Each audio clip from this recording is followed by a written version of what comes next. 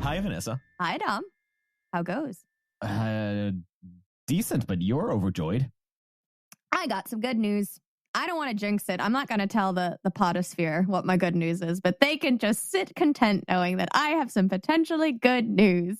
The cheerful member of the pod gets more cheerful still. Which is good because contradiction is heightened. Part of the reason why we're recording now is because we're both in a cheery mood. But if you had caught me at any other part of this week, I was just Miss Krabby Pants all week. So that now is a nice change of pace for me. So let's start with proper introductions. We are talking to Robin Hanson, Associate Professor of Economics at George Mason University, the Research Associate at the Future of Humanity Institute at Oxford. And the co-author, along with Kevin Simler, of The Elephant in the Brain, which is the center of our conversation. Oh, but we also talk about his other book a little bit called The Age of M. But yes, the vast majority of this conversation is based on The Elephant in the Brain, which, you want to describe it, Dom? Actually, before I describe it, here's a question that I have for you that I had immediately after reading the book, and I told myself I shall save it to our intro, and then it was a year later. Yeah. I can't believe you remembered this. Did you write it down? Nope. Wow. It's not a sophisticated question, but it's been like a little I won't say an elephant in your brain, but a little brain worm hidden away in your brain. It has already been spoiled to you because I think I asked it to Andrew Heaton.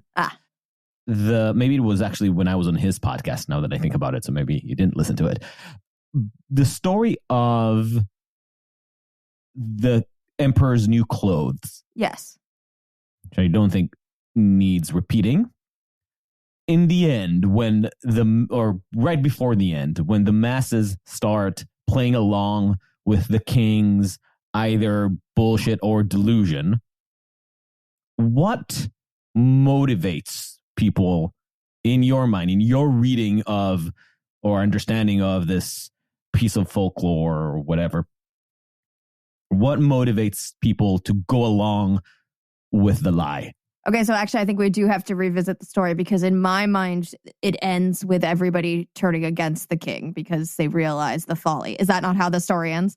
Only at the very end when that one kid shouts, "The emperor has no clothes." Okay. Until then, all the adults in the room, the courtiers, the public, they go along with it. I would assume there's the same reason why most people kind of like nod and giggle along when somebody in power says something. It's just they're in charge and you don't want to ruffle the status quo, and it might be a fear-based thing, or it might just be a you don't want to get in trouble kind of a thing, or stir the boat. That's not the expression. Rock the boat. You don't want to rock the boat, so you just are like, I'm not going to be the one that fucking says the thing, because if everyone else here is, I'm just going to go along. So I always interpreted it as linked to the original premise, the way that the king was tricked. If you remember, the tailors come to him and say, we have this magical fabric that can only be seen by people, leaders true of heart or wise, and obviously the king can't say that he doesn't see the fabric. Right. That would mean admitting he's not true of heart. Right. And I always took it as a contagion. But does he say that to everybody as he presents it? Right. So I never put that thought into it, I guess. I always imagined just everybody knowing about the catching rumor of this special fabric. And then, oh my God, I can't see it, but I can't have others thinking that I can't see it. So I need to nod. And then everybody else says, well, I guess if everybody else is seeing that I guess I can't be the stupid one. So I need to go along with it too. And that just catches on. So the way they use it in the book, Simler and Hanson and The Elephant in the Brain, is as a study case of signaling, social signaling, by which the courtiers are showing their peers, we get it. We're not playing the game of honesty or accountability. We're playing the game of personal ambition. And personal ambition dictates that I go along with the emperor's madness. In fact, it becomes a selection mechanism by which the savvier courtiers get to exploit the ones who are a little behind on the game and point out, look, this guy is not loyal enough. And if you are a listener of this podcast, you can probably understand why this conversation was so interesting to me. The insanities on the right, especially as they involve the Trump cult, and the insanities of the left in terms of the ideological madness that we talk about a lot. Both of them are very much that. What seems like just an ideological radicalization across the board can also just be seen as a social evolutionary practice to weed out the unsavvy players and bring down competition in an evolutionary environment that is not at all about virtue or truth or justice, but about ambition and evolutionary opportunity. Mm-hmm.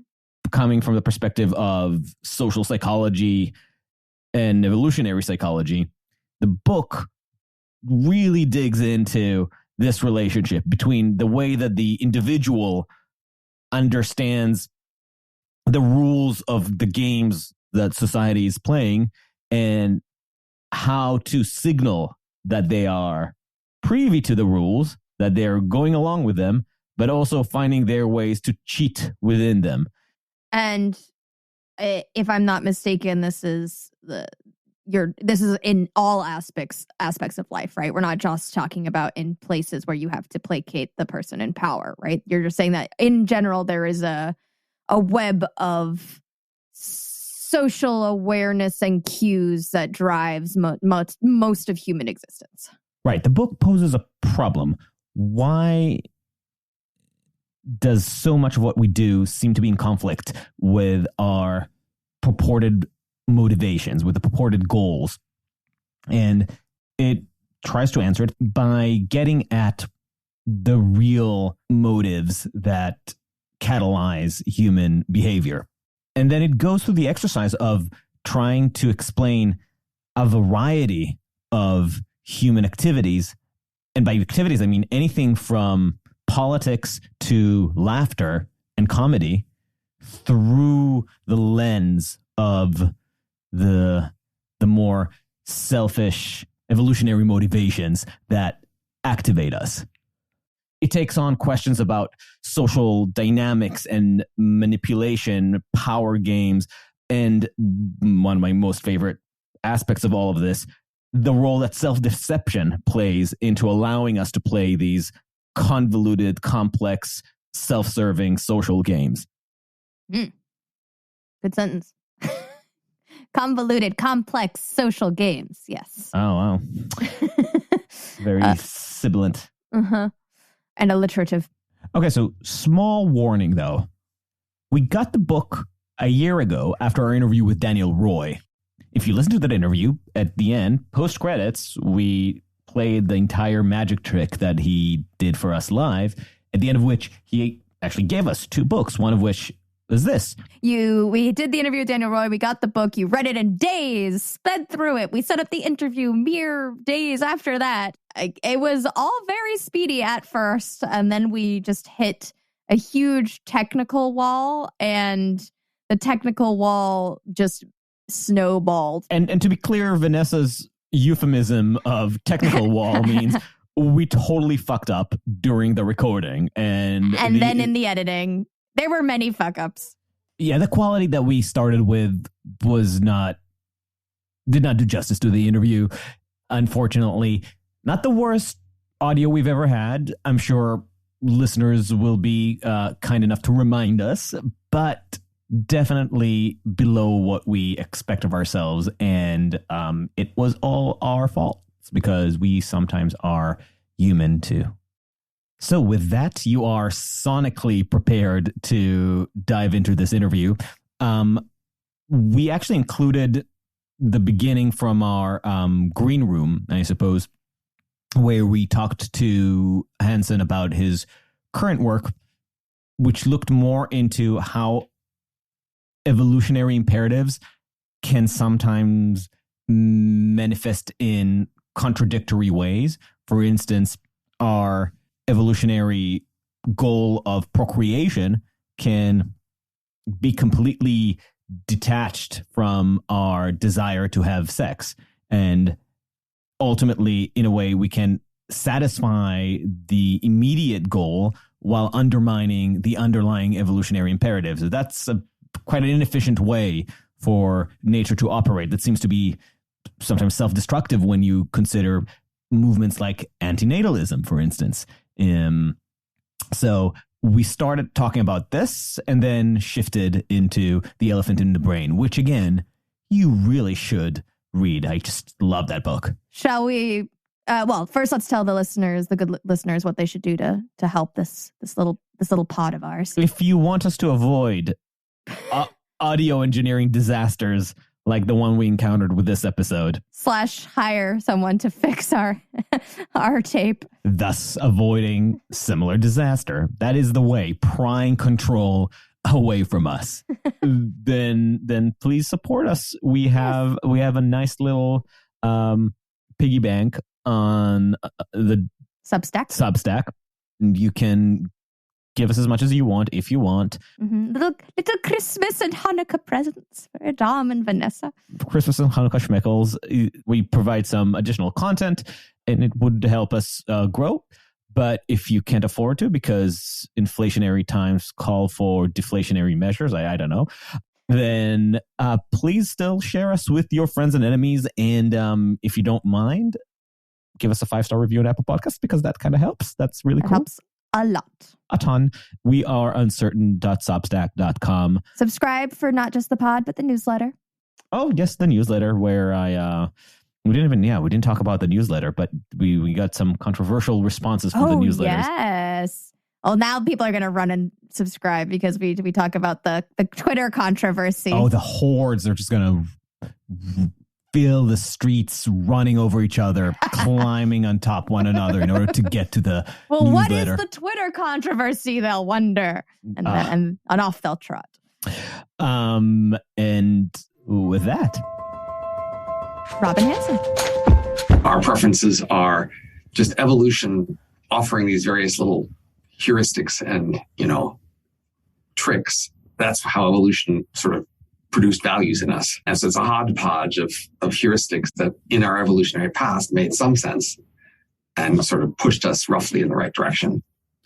But, a more effective thing for evolution to do would be to put it in our heads directly. You want grandchildren. That's the thing you want. Figure out how to get that. Right.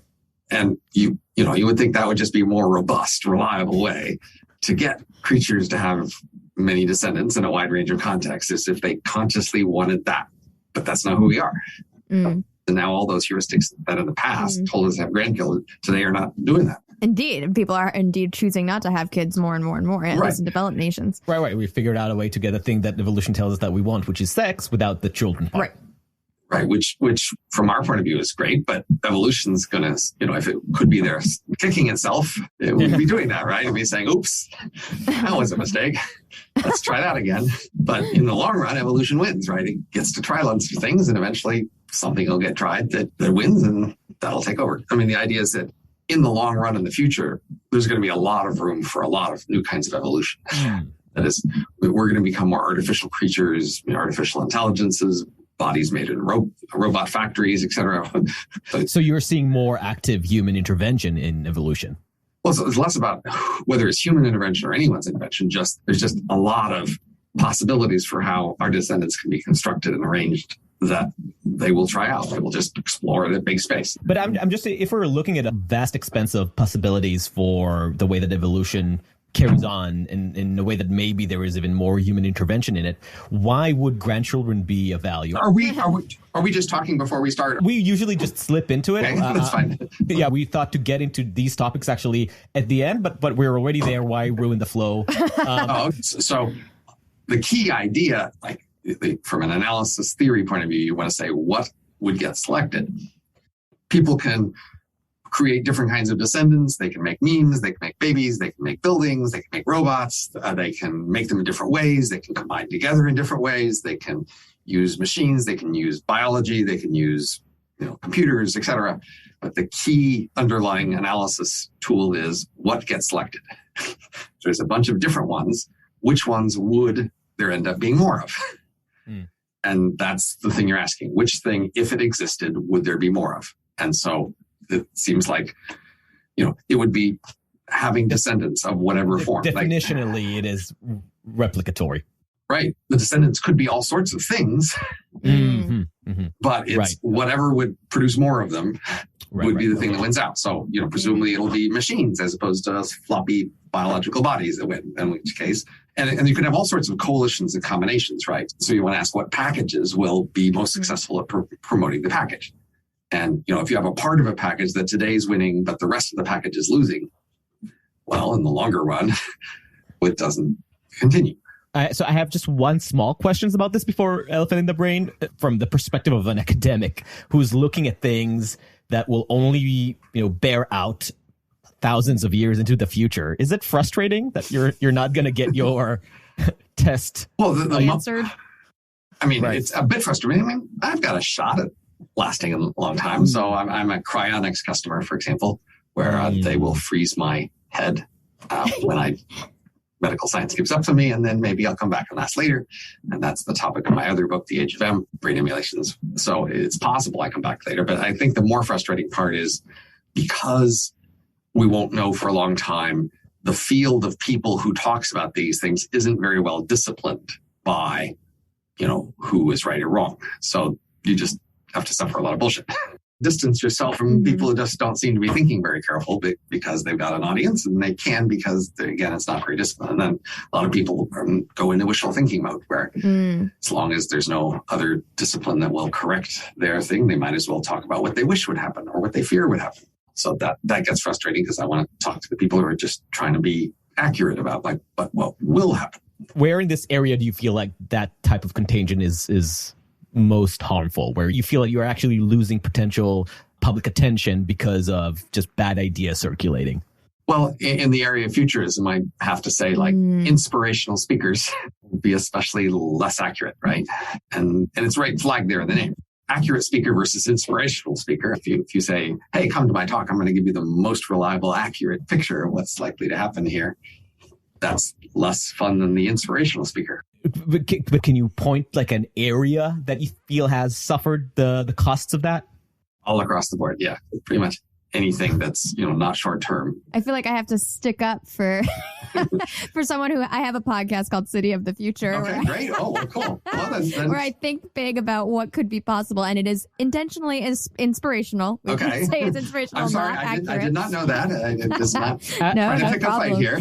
No, definitely not trying to pick a fight. Aspirational and inspirational, okay. I think, is the intention. But then it would be fun to talk about. Okay, well, what are the differences between aspirational views of a future city and a realistic view of a future city? Yes, and I think there's room for both, and I do think that both do very different but very important things, right? I mean, maybe even in your own work, you might say that occasionally you make bold claims that may not necessarily yet be backed up by all the research in the world, but it's important to make those bold claims because otherwise we're going to restrict our thinking about. So I would sort of more give bold designs or bold proposals, I'd say. Look, here's an idea, and if we pursue this, look at all the potential. I'm not telling you we will pursue it, but I'm saying maybe we should. Let's go try to explore this thing and then make the distinction there. Like, what would be a good idea? What looks promising? I can get inspired by that, but I want to be careful talking about the things that could happen if we put the effort into it. I'm firmly in the pessimist camp generally, so I just want more doomsayers. That's the opposite side. I mean, some people are just eager for the most negative, dramatic image of the future that they can find that inspires them in a different way. It's an aesthetic preferences. Right. And if you look at more than intellectual. Right. And in fact, that's much more common in, say, science fiction or fantasy or anime or et cetera. Dystopian, apocalyptic futures. They have good visuals, right? Yeah, there's something very compelling about it. About our collective doom. Yeah. Dystopia, yeah. Okay. So as I mentioned, a previous guest of ours gifted us this book, and I just picked it up and couldn't stop reading it and finished it in. Well, I want to thank your previous guest. Thank you, Daniel Roy, for sharing it with us. I guess let's start in the beginning. So The Elephant in the Brain, your work with Kevin Simler, you are trying to develop an argument about some of the evolutionary motives that guide human behavior that we have strong, committed blind spots towards and that we are loath to acknowledge. And before we get into the nitty-gritty of it, like I kind of want to know how you got into exploring this topic, and which also gives you a chance to give us a brief elevator bio of yourself and your approach, and then we'll start drilling in. So over decades, as a social scientist, I kept running into these puzzling things where we have a theory about why people do things, and the theory says X, and then we look at people doing Y. And so I've been collecting these puzzles, these ways in which people seem to be doing things different than our standard theories would predict, and trying to wonder, well, what's going on here? What sort of explanations? And of course, there are often a wide range of explanations offered. Many of them are sort of the epicycle form, where you take the usual theory and you add some more things on top of it, and that could be right. But you might want to look for some more basic mistake you've been making, a simpler mistake you've been making that could explain a whole bunch of these puzzles all at once. And so it turns out that there is such a thing. So our book is saying, oh, hey, everybody who's been trying to study human behavior, we're just making a very basic mistake right at the beginning. And if you just try to switch on that mistake, things make a lot more sense. The structure of the book is 10 different areas in which there's a usual assumption about why we're doing things, and then a bunch of puzzles that don't make sense from that point of view, and then a better theory and how the better theory fits these puzzles. But that's the last 2/3 of the book. And the first third of the book is trying to make it plausible in your mind that this key alternative assumption we're going to offer isn't crazy. And we're going to go into a few of those examples, one that really stuck with me. But first, I want to give you a chance to make that underlying thesis. What was that fundamental mistake, as you said? So the key mistake is that people make generous assumptions about people's motives. People are inclined to be generous about their own motives and of their associates. And so they look for a positive spin reason why they might be doing things. Our most basic strategy here is to give less generous assumptions about the basic motive about why you do something. To say, look, your core motive in this area of your life is kind of selfish. You would like other people to think well of you is one of the most common motives. So if we say, why do you go to school? Well, you go to school to learn stuff. Learning stuff would be useful. Then later on in life, you can use the stuff you learned and you'll be more productive and we'll all be better off. Yeah, yes. What if the main reason you go to school is to show off, just to show that you're better than other people?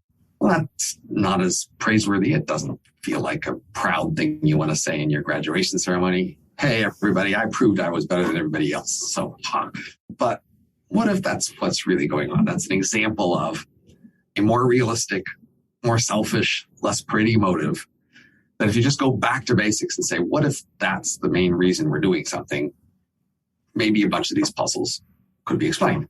How did you first hit on that hypothesis that it's probably our selfish motivations that are the real kind of puzzle solver there? Right. Is there an initial problem that really made the light click? There was. So I got a PhD at Caltech in social science. So Caltech is very mathematical and theoretical. And so I'd learned a lot of pretty abstract concepts and game theory and tools. And I got a postdoc in health policy at University of California, Berkeley, interdisciplinary postdoc where they would put sociologists and political scientists and economists together. And the reason they had chosen me was I was someone who knew a lot of theory, but didn't know a lot of details. And they were going to bring that sort of person in to show them a lot about the details of health policy. So I had this 2-year health policy postdoc. And the first 6 months of that was a detailed review of medicine, what we know about medicine and health policy. And in that detailed review, I knew sort of the usual abstract theory about medicine and health. And then I was looking at all these details about medicine and health, and these two did not match. They don't fit. There's a big conflict between those two. And that was the initial presenting puzzle. What the heck is going on? And can you give us a specific example of something that didn't align? Well, sure. So the most dramatic thing is that when we have randomized experiments where we give some people more medicine than others, i.e. we make the price lower, make it more accessible, or they're in a place where they just happen to do more. Whenever we see variations like that, some people doing more medicine than others, the usual consistent result is that the people who get more medicine are not healthier. The whole core of the idea of medicine is like, it helps your health. And of course, it's complicated and expensive and there's risk and you need to evaluate quality. So the whole usual edifice of analyzing medicine is that, well, it's there to help your health. But in fact, people who get more medicine are not healthier. That just really questions the whole structure. Like, but what's going on here? What are they doing if they're not here for health? Because that's, of course, if you ask people, why do you go to the doctor? Why do you go to the health hospital, et cetera? That's what they will tell you. Well, of course, I'm there to get healthier. And that's what we usually think. It's what I've always thought. In terms of your evolving the thesis, you have this moment, you have this dissonance. Right. When do you actually start to flesh it out? And how do you start to lay the blame on the feet of the selfish motives? Like, that's the piece I'm still not quite getting. So evolutionary psychology opened me up to people might wanting other things and people might not being aware of what they want. That's a key part of the thing to explain here. So once you say, oh, well, medicine is not giving people health. They say they want health. Now you have to explain what are they doing and why don't they know? That's going to have to be a key part of the explanation, because if you just say, well, they wanted to go to, buildings with pastel colored hallways, then you might say, well, why don't they know that's what they're doing? And why isn't there a cheaper way to do that? Surely we could just make roomfuls of pastel hallways and white coats in much cheaper ways than we do in hospitals. So like ignorance is certainly one of the categories of theories you might go for. They say, well, people think they're getting this out of it, but it's hard to estimate. So maybe they're misinformed about what they're getting. But ignorance explanations get harder and more tortured the more people you postulate being ignorant about the same thing over the longer time. With medicine, we are talking a consistent pattern in behavior that goes back thousands of years across the entire world, across the entire area of medicine. That's harder to sell the story that they've all been making the same mistake for this long a time. Before you go into your explanation, I'm just proposing another challenge for you to dismantle. There's the propagandistic effect, right? Because we're living in a period of constant development, or at least the illusion of constant scientific growth and development, that people are under the impression, well, going into a hospital today is categorically different or essentially different from going there 10 years ago. So the medicine or that I'm to getting the medicine now man is or whoever, the shaman, whatever. Forget about 1,000 years ago. I'm talking about 10 years ago. Right. We are now getting better care, the illusion suggests, or the impression that we're getting from reading in newspapers about new research and new studies and new technologies that are being developed is significantly superior to what we would have been able to enjoy 10 years ago. So if you say in the past it was crap and now maybe it isn't crap, and that's why we're doing it now, you have to say, but then why did they do it then, right? You've got thousands of years up until 10 years ago. That's a lot of behavior to explain. Maybe now we don't have to explain the last 10 years, but we still got to explain all the other years, right? Yeah, I guess my theory is that there is a constant bolstering of our ignorance by external forces. But I guess also those external forces require some explanation. Why are we keep telling ourselves that our technologies are evolving? Now, if you want to go this direction, I would think, let's find other things that people have just been consistently wrong about for thousands of years. Okay. And then maybe make an analogy to that, right? So maybe you think, look, marriage has always been crappy for the whole of all through history. People have been told this romantic story about marriage and it's all crap, but they always been fooled generation after generation, right? You could tell a story like that, or war, we keep telling kids that war is glorious and they keep buying it, but not until they get out there that they realize how terrible war is. But by that point, it's too late, right? Those are analogies you might try to make. We might try to go into one of those stories and say, are they really true? In what sense are they true? And if you could make a story like that work, then I might want to come back to medicine. Okay, so let's see if we can make a story like that work for medicine, because we've got some concrete examples to work with. But if you can't find me any examples anywhere else of people who for thousands of years been consistently fooled by the same big part of their lives, then I'm going to go, that's not so plausible here either. And taking it from your book, when you're talking about people have been fooled by this for thousands of years, we're talking about people not just going through bad medicine, but also consistently having the impression that their medicine is useful. That people's conviction that bloodletting is the shit, for instance. I mean, we now spend 20% of GDP in the U.S. One out of every $5 goes for medicine, which is enormous. We've just doubled down. We've decided this is much better than all of the ancestors did. They only spent 1 or 2% of their income on it, right? And we are spending lots more. And just to clear another hurdle out of the way, because people will be hearing what you're saying right now without reading the book and say, wait, but we do know that our life expectancy has improved. We do know that people are sturdier and taller and healthier. So clearly things have improved. Something has improved. The question is what? So there is a large literature on this, and I think the literature has usually come to the consensus that medicine is at best a small part of increasing in lifespans. There's sanitation, nutrition, wealth, and many other ways, lower stress. There's just a lot of ways in which life today is better and that can make people live longer. And medicine may have a small contribution to that. That's a helpful point to make, actually, too, because I was thinking the exact same thing. Like, well, wait a minute. Things are that's a problem with taking credit. A lot of people want to take credit for all the things that have improved. And so you have to wonder, who deserves the credit? Right. Okay. So we've taken out these objections out of the way. Now you're thinking about, so what actually are the motives? So before we actually start talking specifically about how you interpret the current state of medicine, I'm going to put that discussion on pause. Let's take a step back and look at the abstract. So you said you went to evolutionary psychology to eke out the motives, the actual motives that operate on human behavior. The menu of motives. Right, exactly. So what's the menu that you found? Right. So evolutionary psychology says that our ancestors, faced hostile environment and difficult environments, and that their major part of the environment that mattered was other people. So human minds evolved to deal with other people around them. And you want to say, well, what are the most important things they have to deal with these other people? One of the things people have to do is choose their alliances. They have to decide who they're with and who they're not with. And they need to show their allies that they are allies. So choosing allies and signaling allegiance, loyalty to them, is a big part of what our ancestors had to do. Another big part was to impress each other.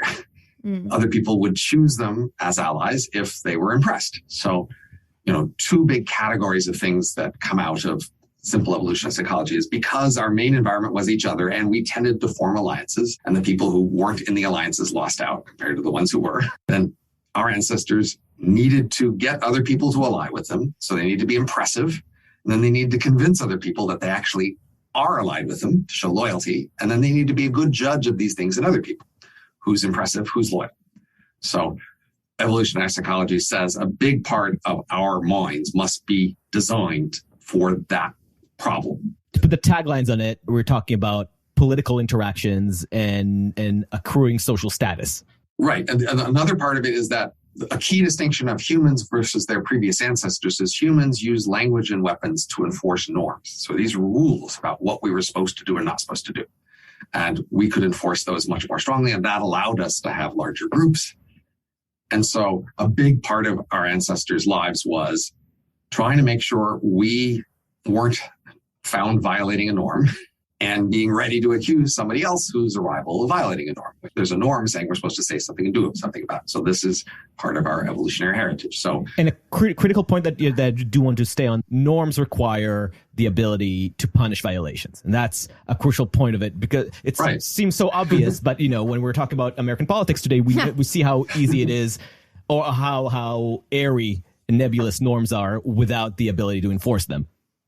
Absolutely. So that's why you were afraid of being accused of a norm violation, because the punishment might be invoked on you. And why it would be an opportunity if you could accuse a rival of a norm violation, because then you could get them out of your way. And so a key part of norms is that a lot of the norms we have reference motivations. Motivations are an important part of norms. So if I accidentally hit you, and I could argue that I didn't intend to hit you. Yes, I did hit you, and I'm sorry, but I did not intend to. I'm much more easily excused than if I have to admit, yeah, I really wanted to hit you. I'm sorry, but that was just really what I wanted to do. That's much more of a norm violation. You're not supposed to intend to hit somebody and then hit them.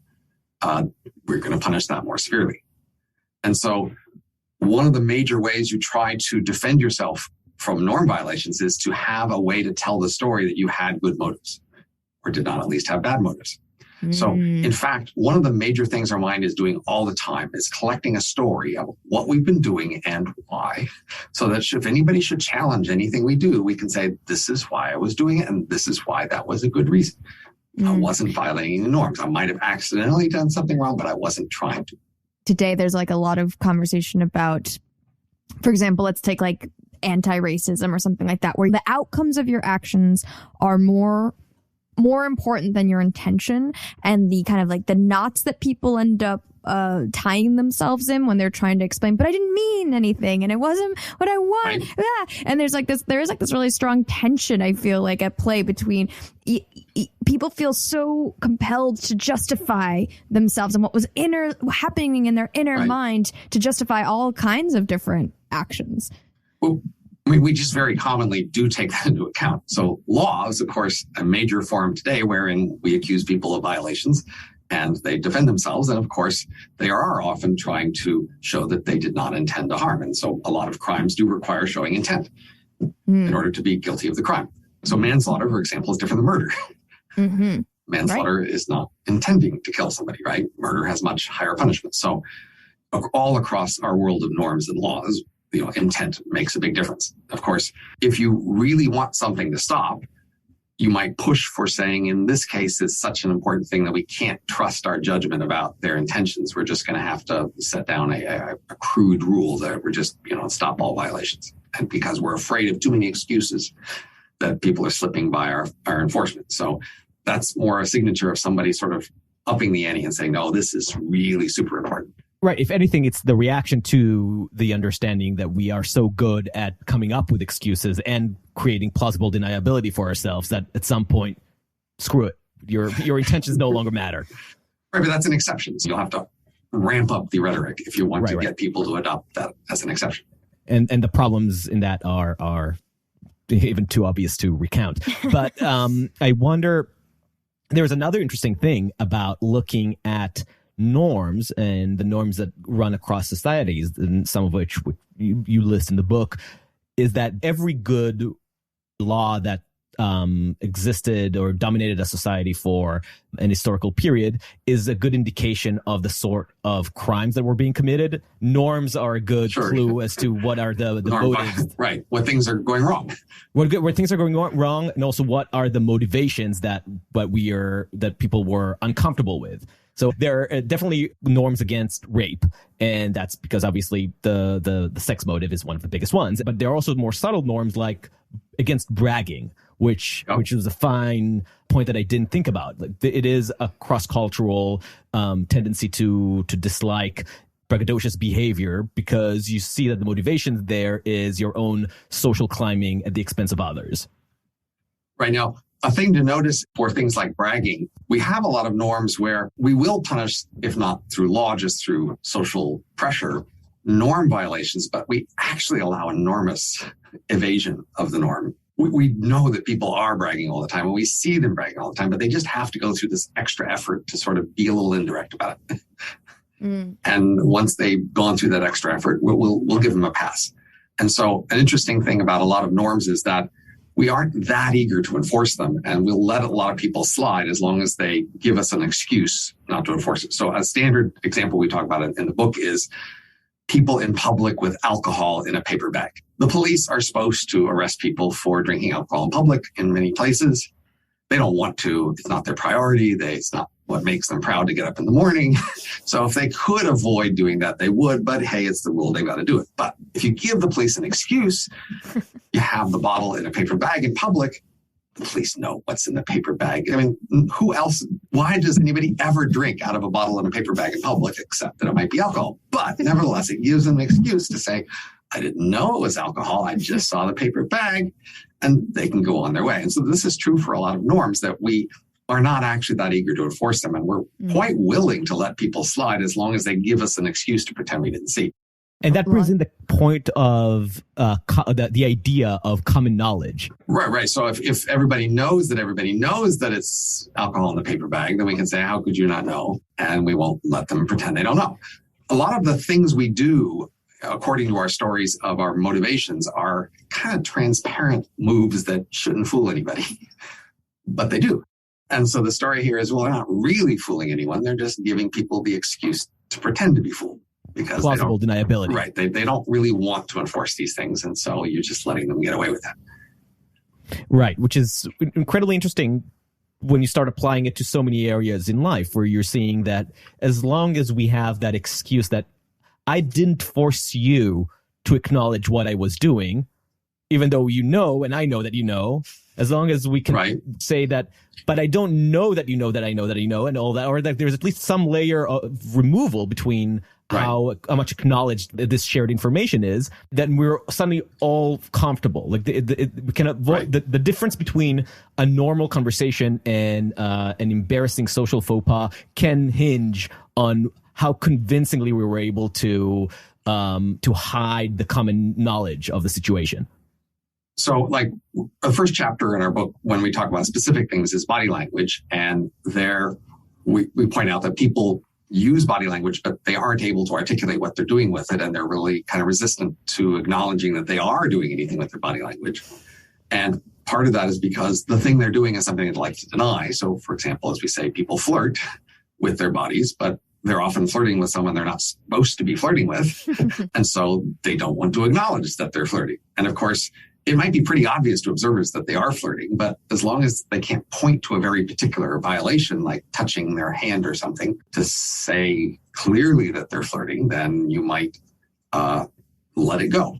And so we are not aware of our motivations with body language because that gives us plausible deniability that we did not intend to flirt. We were not flirting. We were just talking and having an animated, fun conversation, and that's all that was happening. And so this sort of a prototype, the first simple example of how you might not know why you're doing something because that gives you an advantage in denying what you're doing.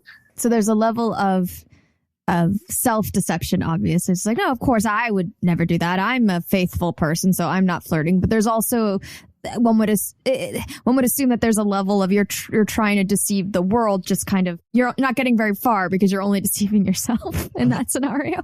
You're giving them the excuse not to call you on it, which is the main thing you want, right? It's all right if you violate the norm as long as they don't challenge you or call you on it. And you're making it a little harder for them to do that, and so that they won't bother, and then you get away with it. Let's go to that point of self-deception, because that's another interesting chapter in your book. And in fact, I think that's one of the main reasons that Danielle shared that book with us, who is a sleight of a hand artist.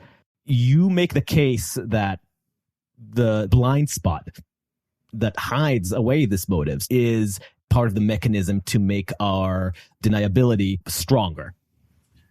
So we like a lot this analogy between your conscious mind and a press secretary. So if you think about, say, the president or big corporation, there's a press secretary whose job it is to talk to outsiders and to present a view of the firm or nation, et cetera, to outsiders.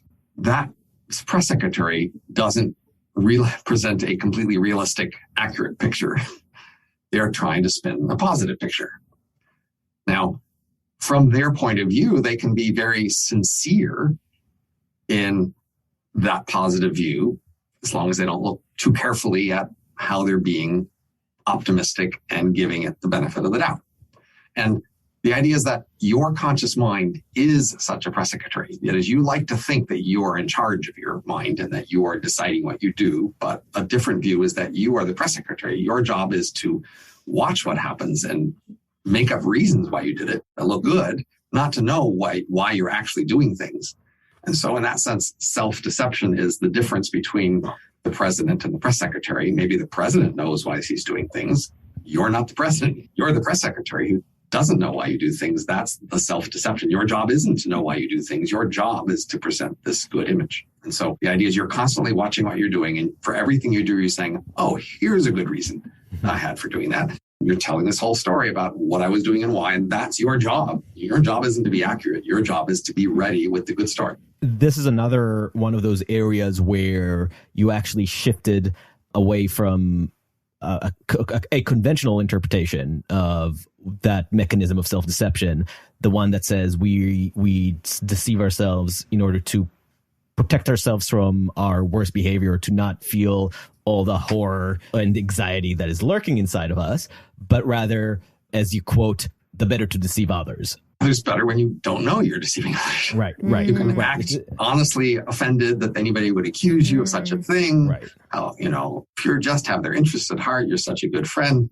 How dare they question you in that way? I feel like we should loop back to that initial premise then with the medicine example, just to kind of close that, because someone who's been following the thread of this conversation is probably now ready to understand when you brought up that example and you were seeing this problem that just didn't make sense. Now, when you apply this lens of, okay, people are selfishly motivated, then how do you explain the example that we all go to get medicine to supposedly get healthier, yes, in air quotes? What's really going on there? So an analogy is Valentine's chocolate. In our society, traditionally on Valentine's, if you have a relationship special with someone, you might give them chocolates to show them how much you care about them. If we think about the details of the chocolates, we'll notice that you don't choose the amount of chocolates based on how hungry they are. The cost is going to be chosen based on how much you need to spend to show that you care more than somebody who doesn't care as much as you. And if we think about the quality of the chocolate, your personal opinion about the quality of the chocolate and their personal opinion, if it's private, doesn't really matter much. What matters is a shared sense about what are good versus bad chocolates, shared not just by the two of you, but by an audience that you might be wanting to verify that you, in fact, care about each other. So the idea is that our ancestors would sometimes get injured or sick. And that was an especially vulnerable time for them, because if you were going to dump somebody, that's the perfect time to do it. And they can't retaliate very well. And in fact, there's going to be a lot of extra cost. So the moment you suddenly get injured or sick is the moment you wonder, who's going to stay with me here? I'm now more of a liability for a while, and this would be the easiest time to get rid of me. And so the people around you, if they do want to stay with you, are especially eager to show you, no, we're going to stick with you. Don't worry. You're with us. We're going to take care of you. And that's a very heartwarming, touching signal to get, that they're going to stay with you and they're going to take care of you and they're not going to dump you. And so they will do things. There are some things they need to do for you. They need to sort of bring you food and not take you around with them hunting and gathering because your leg is broken or something. They need to protect you from predators. They need to keep you warm if that's an issue. Whatever it is, they will need to do some things for you. But then they'll wonder, well, can I do more? Because, over there they did a lot and that person sure felt reassured by what they did. And I'm looking for more things I can do to reassure my associates that maybe I come visit once an hour, maybe I wipe their forehead, maybe I tell them stories, right? I want to do more to show that I really am their friend and associate. And so the idea is that medicine grows out of that. Medicine is how you show the people who are sick or injured that you care about them and you want to take care of them and that you're not going to dump them. And so, of course, medicine will do some useful things and then it will just do more because, like with the Valentine's chocolate, the amount is set by how much you need to show that you care. And if that's more than they need, well, you give them more than they need because what they need is reassurance. And that's a big theme in a lot of your explanations, is that idea of actions that seem to have one motivations are actually more about social signaling. Right. So a lot of what we do, because we are social creatures, is to show each other our ability and our loyalty and to evaluate that in them and all the meta levels of I see your loyalty, etc. That's naturally what we should expect from a very social species whose main environment that mattered was each other and less the rest of the world. But we don't talk about it in those terms very often. So it's surprising, knowing our ancestry and where we came from, that we tend to deny these social motivations. We don't tend to acknowledge very much that we do things to impress or to show loyalty to people. We often say, I don't really care what other people think. That's not me. So, I mean, one of the points you make a lot in the book is that these are not the stories or the explanations that we'd like to admit to ourselves, because it's not very flattering to ourselves. The stories that we've created, the motives that we believe we have, are the more flattering ones, right? Although with medicine, it is striking that trying to show people you care about them, you might think would be a pretty flattering motive, but it is bragging. And so if you say, look, I care more about grandma than you because look at all the things I did for grandma that you didn't. Well, there's a bit of, braggart there, and we disapprove of that bragging. So we have to say, I'm really concerned about grandma, and that's why I'm doing this for grandma, and not that I'm trying to show you and everyone else that I care more than you do. I think you write in the book that it sometimes covering this topic is kind of like to kind of deflate the energy in a room, or it's kind of hard for you to go to cocktail parties because people don't want to talk about like the quote unquote real motivations. And I was wondering, when you were writing this book and kind of coming up with your evidence here, were there examples that you didn't include or almost didn't include because you were worried it would be like too misanthropic or too unbelievable and people wouldn't want to acknowledge? I think it might be more that some topics I just haven't studied because I don't want to get into them. Wasn't some topic that you were averse to dive into because you felt, maybe not worth the... I don't know. I mean, I can see a process by which some topics might have been pushed out of my view because I anticipated they might be too awkward. Sure. Two obvious examples are, say, marriage or parenting, right? Romance and parenting would be two examples. So parents are not that eager to look into their motivations regarding parenting. So for example, parents will tell their kids they need to have a bedtime, and they will say that's for the kids' own good, that they don't stay up late. And it looks more like the parents just need some time to themselves, which is a completely reasonable thing, but they're just not quite so willing to admit that that's the agenda there. And of course, a great many things with respect to mating are things that we don't like to acknowledge. But we do, for example, a lot of mate guarding, that is to protect, but we don't like to admit directly that that's what we're doing. And we also do sort of mate poaching, or sort of keeping mates in reserve, whereby somebody will, they have a main partner, but they keep contact with somebody else because it's like, it's a reserve. Like if this first one doesn't work out, they want to have the second one on tap, but they're not going to be so eager to admit that that's their role. But that's pretty awkward. The Medicare, the medicine chapter, I thought was probably the most provocative, but maybe second place is your case about education. Our chapter on education was cribbed from a colleague of mine, Ryan Kaplan's book, The Case Against Education.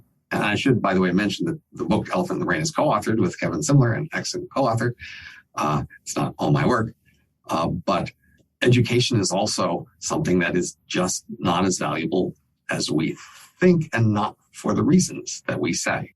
If you ask people, why do you go to school? What's it for? What's the point?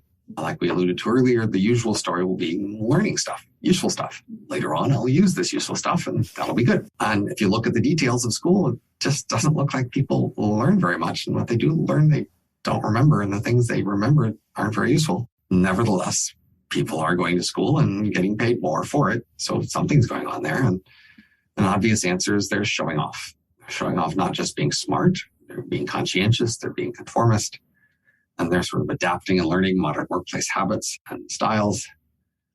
So there's a lot of useful things in that sense, but they're not actually learning much useful. And of course, most people who've been out of school for a while know this. This is one of those things where people recognize it as you describe it, but somehow it's not acknowledged in the larger conversation. Let's go a little deeper into those, the motives that prevents us from reforming schools in a radical way.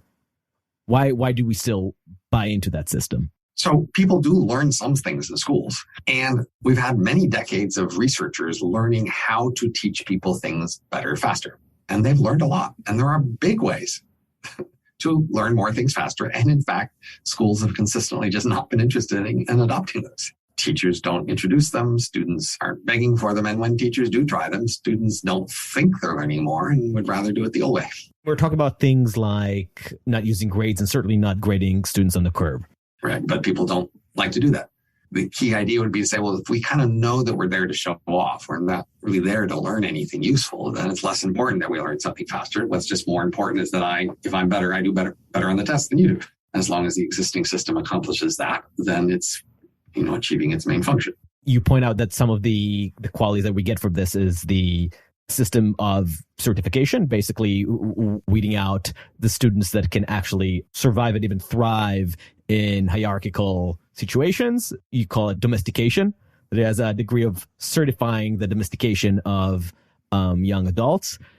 And a point that you make that made me even chuckle while reading it, that a lot of the bugs that we see in schools are actually features like boredom. If students are bored, it just shows that they can survive the droning workday. One of the things I think you say in your TED talk, I think it was, or maybe your TEDx talk, you say that to reform institutions, we need to give people something that pretends to give them what they pretend they want, but that actually gives them what they actually want. So could you give an example? Like, what would that look like?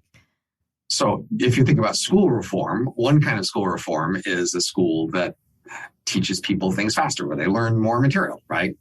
Which gives them more what they're pretending to want, which is to learn material, but it's not what they really want, which is to show something off. So if you want to design an alternative school, I think what you have to do is find a new way to show off that the existing schools aren't serving very well. So a candidate I have in mind is just being good in conversation like we're having right now. Some people could just be good on their feet in conversation and other people aren't. And most schoolwork doesn't credit that or even examine it much. Most schoolwork is reading and writing and listening to lecture and et cetera, but not being good on your feet in conversation. So if some people are potentially good on their feet in conversation or could become so with a little practice, then those people might want a school. Let them show that off, because then they do well there. If nobody's offering that, then you might want to offer such a school, and then people might figure out they want to go there who are good at that, and then you might have a business. So just to make sure that I follow the logic, we're pretending. I understand pretending to give people what they pretend to want. That's very clear in terms of our inability to be fully honest about what our motives are. So any institution needs to have some degree of incentives that talk to our professed social projection of what we claim to want. But then the question is, giving what we actually want. Are we talking about what we want in our darkest selfish motives, or are we talking about what we want to want? So remember the president versus the press secretary scenario. Right.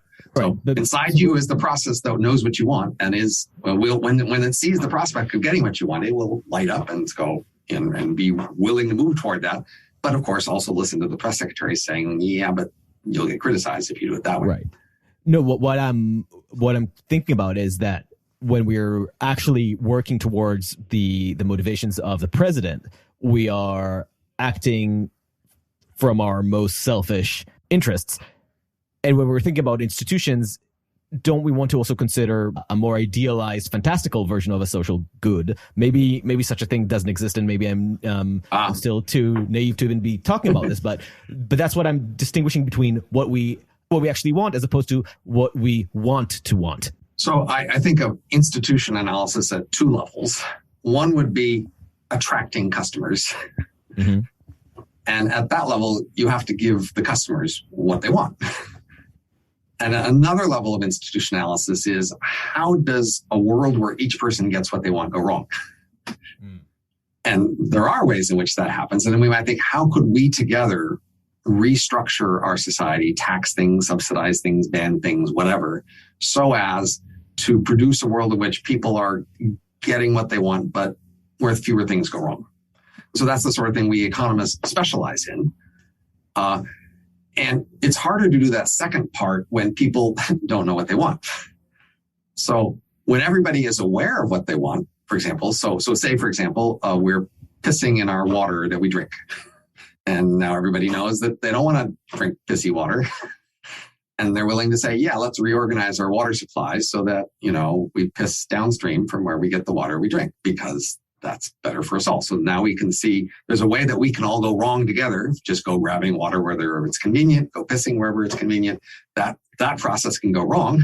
And we could say, let's organize ourselves to make that not go wrong. That would be this higher level thing. But in order for that higher level thing to happen, we kind of all need to be able to know what we want and talk about it and coordinate, get the better thing. So the harder thing is to take a world where people are in denial about what they want and reorganize that to better get what we really want. One of the fundamental problems in any utopian vision of society is our inability in the first place to actually be honest about what we want to achieve in this group, because we can come together. We want a society that all property is shared equally, or that everybody's treated with dignity, but we don't really want that. We want a society where we feel good about our position in it and that we hopefully have a leg up over everybody else. And our inability to acknowledge that will always derail any attempt at a more just society. Unfortunately, people who are not honest with themselves about what they want can gain by advocating something they don't really want, if that produces more admiration and support in the people around them. On the individual level. Yes. And so we can all end up doing the thing that none of us want, as we're all gaining individually by pretending to want the thing we all pretend to want. And then we end up getting it, which isn't what we wanted. We just each wanted to support it, but not have it win. Can you give us an example of where we're motivated for selfish reasons, but end up actually in a good equilibrium because of our pretenses? Well, so we talked about water quality. We might not, want quality, but we might think we like trees more than we do. We might say trees, those are just wonderful natural things. And it's so terrible that people keep cutting down trees. And you might say, let's make a tax on doing things with trees, or let's subsidize more tree stuff. And we might say, yeah, I love trees too. I'm going to push for this tree bill, and we're all going to push for the tree bill. And then what we each want is to look good among each other for saying, I sure like trees. Don't you like trees? Yep, we sure like trees. And then you get the bill passed, and then you get a lot more trees. Which is actually net good, net positive. What you wanted. You wanted some trees, but you just don't want that many trees. You just wanted to be in favor of trees. Mm-hmm. We could take cancellation as another example of that, right? So, a standard story is that mobs have long existed, and that law is there as a way to fix a problem with a mob. So a thing that goes wrong with the mobs is that each person in the mob has the incentive when somebody comes to them and tells them a story and an accusation to sort of immediately endorse it and embrace it and support what this person. So some associate comes to you and says, I heard Joe did this terrible thing. Isn't that terrible? And your incentive is, well, they're looking for your support and you give it. And so mobs tend to rush to judgment. That is, each person isn't trying to look at all the evidence, come to some overall assessment. They're trying to sort of support the individual person in their social network who comes to them with it first. And then, and whatever the people around them will reward them for, that's what they're going to do. And so the idea is that law is there to break that. So by law, we say, okay, you make an accusation, but now we're going to have a specialized judge or jury. And their job is to listen to all the evidence and not make a decision until they've heard it all. And that breaks this problem with mobs. Whereas if the mob deals with the problem, then if you get a big enough mob who've all heard that Joe is terrible and they've all been outraged by it, then they all get together and they're big enough and now they lynch Joe because that's what they all heard, right? The mob could be wrong because, again, they're not doing a thorough analysis. They're each going on the rumor of the thing they just heard, but their local incentive is to go along with that. So that's another example of a local incentive to support the accusation and to be outraged by it, and our collective desire to really find out the truth. Mm. And right, but in the local way, they got both what they really wanted, but also what they pretended to want in that case. Well, if you didn't actually want Joe to get lynched, then maybe you didn't get what you actually wanted. Right. I'm presuming that if somebody is participating in the mob, at a minimum, they're indifferent to whether he gets lynched or not. Well, they're often the opposite. So in fact, as we see with current cancel culture, a bunch of people are jumping on someone. You think maybe they're going overboard, but your incentive is to go along, right? If you say, hey, everybody, shouldn't we slow down and question, they will look at you and say, traitor. You go, I don't want to be accused of being a traitor. No, you misunderstood me. Yeah, let's lynch him, right? And so, there can be a substantial degree to which you thought everybody should back off and slow down, but you couldn't really say that. I was thinking laughter. Oh, you want to talk about laughter? Yeah. Okay. It's a little different from the other social institutions that we've been talking about so far. So do you mind briefly talking about how your explanation of what laughter is differs from our more common sense understanding of it? Laughter is I'm still playing signal. So animals and humans play, and play is marked off by a pretend sphere where we go through the motions of something real, but we all sort of know the stakes are lower and not very serious. But sometimes we can accidentally, I could pretend to insult you, but you might hit a little close to the mark and you might really get your feelings hurt, right? And you need to reassure me that, it was fine. I didn't really get my feelings hurt. We're still in play mode. And laughter is that thing you do to show me that. And because I laugh and I don't feel threatened, you can laugh and not feel that you've hurt me and that we're out of play mode. We can reassure ourselves we're in play mode, and that feels really good. That we all say, yes, none of us were threatened. So we give the example, I think, in the book of people laughing about don't drop the soap in the prison shower. Okay, right? You think, gee, that's funny. That's about prison rape. How funny is that? But apparently it is funny. And the funny thing is that you see that you and I are not in prison. We don't know someone in prison. And so we're not suffering this. So it's funny to us exactly because we can reassure each other that I don't feel threatened by that and you don't feel threatened by that. So, hey, we're not threatened. Right. While reading that part, I remember drawing at the margin of the book a little graph that puts the intensity of the pain on one axis and the distance from the pain on the other. The closer you are, the more you want to limit the pain. And the further it is, the further the joke is from you, the more you need to intensify the pain for it to be funny. Yeah. Nobody laughs about the pencil lead breaking when you push too hard on the pencil, right? Even if it's somebody else, it's just not a big enough thing to be funny, right? You need a substantial harm to be funny about, right? But that needs to be to somebody else, not you. What was revealing about this to me was just how intrinsically connected danger is to laughter. And especially when we're talking about, our hidden motives and the norms that try to constrain it, laughter has that inherently subversive power that pushes against the norms, or at least lets us, as you put it, laughter shows us the boundaries that society is too shy to make explicit. And that was a little profound insight. So again, I think play is useful because play lets you go through scenarios you will find rare in real life, right? So we like stories about terrorists or something because we can imagine what would I do in this situation. We can see characters who do something and we can maybe learn, that looks like that was a good idea. And then we're learning things about situations that we don't personally experience, right? And play is a version of that. I can chase you around the house and try to kill you in play mode. And I might learn something about what it would be like to chase somebody that I wouldn't learn in real life because, I get them in this play thing. So our world is social. So we can learn a lot of things socially through play. We can find out what the rules are because a lot of rules aren't written down or very clear. And certainly a lot of edge cases aren't very clear. And so by playing, we can learn about what are the rules and which ones will be enforced and which don't. So as you know, a lot of rules we don't enforce. And so it's often a big advantage to people to know which rules will be enforced and which rules are not, because then they can violate the rules that aren't enforced. And other people will be at a disadvantage. Stupid, sincere people who just obey all the rules they're told. Well, they don't get that they're holding themselves back. They don't have to follow all the rules. Right. But what's interesting is that it's revealing of rules that we are sometimes uncomfortable acknowledging or putting to words. But laughter has that unbridled honesty that just immediately sheds a light or shows the contours of something that's there and maybe is ignored. Right. You might have a work group where everybody says, look, we're all going to be honest here. That's the important thing in this work group. And there might be a hidden rule that you don't disagree with the boss. They're not going to say there's a rule that you don't disagree with the boss. You'll have to figure that out for yourself. But laughter might reveal it. Like somebody says something a little critical of the boss and everybody laughs. And you're going, you're next to something there. A version of this, there's a scene in Succession where the patriarch, the Rupert Murdoch proxy, sits down at a conference table with his family talking about who will have to be sent to prison or something. So it starts the conversation, and I want this to be an open, free-flowing debate. And you laugh. You watching it, you laugh because you know the absurdity of it. Right.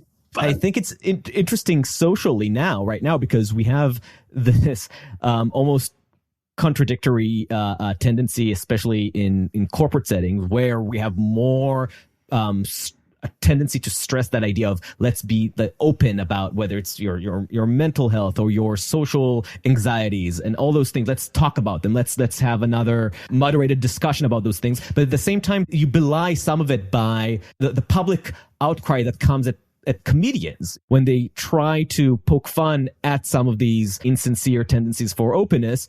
Those comedians get attacked. Well, with recordings, what people said a long time ago, we're now facing a somewhat novel situation where people at the time could have been correctly judging the local norms, but then later on, they can be found to be violating the new future norms. And now people will have to start to wonder a lot how much they can trust their judgment about the local norms and all future norms. Right. And I expect once people internalize that, they're just going to be a lot more cautious. Either that, or we develop a new norm where there's, statute of limitation on statute of limitation. Right. Well, so behavior. We might develop that norm until we change, right? That's the fundamental problem. Like, whatever the norms you think you have, if they could change them later, right? They tell you there's a statute of limitations and they change their mind on the statute of limitations, right? So, that's going to be an issue. Yeah, and who knows what new sets of rules they'll be judged against in 5 years. Right, but that's the whole point. You don't know. So you have to protect yourself against all possible rules that people could be coming up with. Yeah. And that may create incentive for now people to sort of move the rules around, right? Because now you can think, well, if we've got some rivals to take down, you can look at sort of things they did. You can say, well, let's just move the rules over here. That'll take this guy out. That'll move the rule over here. Take that guy out. And strategically move the rules around locally to target particular people based on what they once did. But that's also brings us to the point that that's the strength of humor, because when we feel that dissonance of maybe over judging or almost unfairly reading things that are on the record, our ability to evoke laughter is completely independent of the morals that we're trying to project, and everything to do with those tensions that we are feeling. Well, so, as you may know, people have so far had a Zoom session where one person said something and other people in the same session didn't object. And both of them get canceled, you see. So it's not just what you said, it's what you didn't object to, right? And so and you might even say somebody chuckled. Look, they chuckled, right? And so your laughter is potentially an offense. Yes. Yeah. Well, yes. Vanessa? We're kind of at the end of yes. I wonder if you just want to throw a final question. I'm happy to just do a whole nother session if you'd like to talk about other things. Maybe that's better. Yeah, because I did want to open up M's and the metaverse and there's a lot of things to talk about, but just happy to just talk again. Okay, that's wonderful. We'll definitely pick you up on that. All right then. All right. Well, wonderful. Thank you so much, Robin. This was awesome. Thank you for talking. Thank you for listening to Uncertain Things. We're at uncertain.substack.com or wherever you get your podcasts. If you're so inclined, give us a 5-star review on Apple Podcasts and share us with your friends and enemies. Until next time, stay sane.